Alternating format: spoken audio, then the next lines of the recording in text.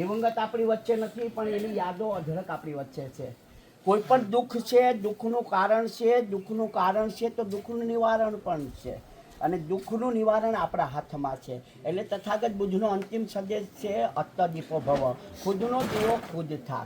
તથાગત બુદ્ધ જ્યારે રાજમહેલ મૂકીને ગયા ત્યારે રાજકુમાર સિદ્ધાર્થ હતા, પછી બુદ્ધ, અને પછી તથાગત બુદ્ધ થયા. એમના પપ્પા રજવાડું હતું, અને એના પપ્પા વર્ષો પછી તથાગત બુદ્ધને મળવા માટે જાય છે રાજા સુધોધન, અને રાજા સુધોધન કહે છે કે તથાગત બુદ્ધ, હવે તો તમે બુદ્ધ થઈ ગયા છો, હવે તમે બુદ્ધ કેવા આવશો, પરંતુ જે પપ્પાની લાગણી છે, પપ્પાની મમત્વતા છે એ તમને નહીં સમજાય, મમ્મીની લાગણી છે, મમ્મીનું મમત્વતા છે એ નહીં સમજાય.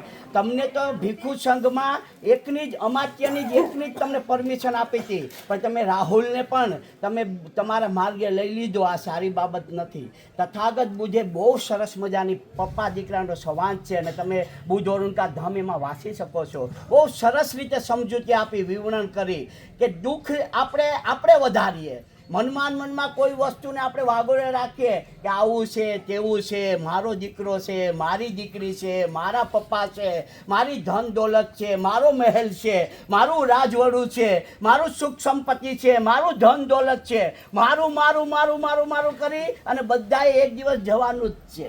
આપણે વિક્રમ બોધ પણ કહે છે કે બધાની રિટર્ન ટિકિટ ફાઇનલ છે, ખાલી તારીખ લખવાની બાકી છે, એમાં હું પણ આવી જાઉં, ઘરે પૂગીએ એટલું સાચું. આમાં બધાને ફાઇનલ જવાનું છે. આ માર્ગ ખરો માર્ગ છે.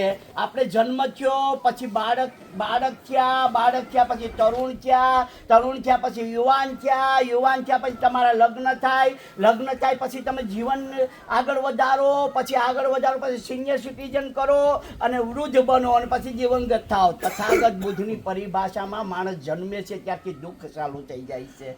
જન્મ એ પણ દુઃખ, આગળ જતા એ આગળ યુવાની માંડે છે, યુવાનીમાં ડગલે ને પગલે ને દુઃખ આવે છે, ત્યારે પણ દુઃખ ચાલુ.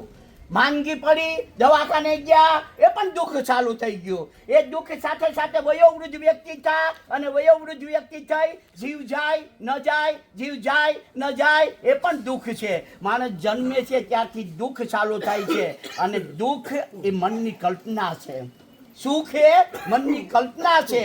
જેવી રીતે સુખ વધુ સમય નથી ટકતું, એવી રીતે દરેક વ્યક્તિના જીવનમાં દુઃખ પણ વધુ સમય નથી ટકતું. દુઃખનો સમય હોય એ સમયને પસાર થવા દેવાનો છે.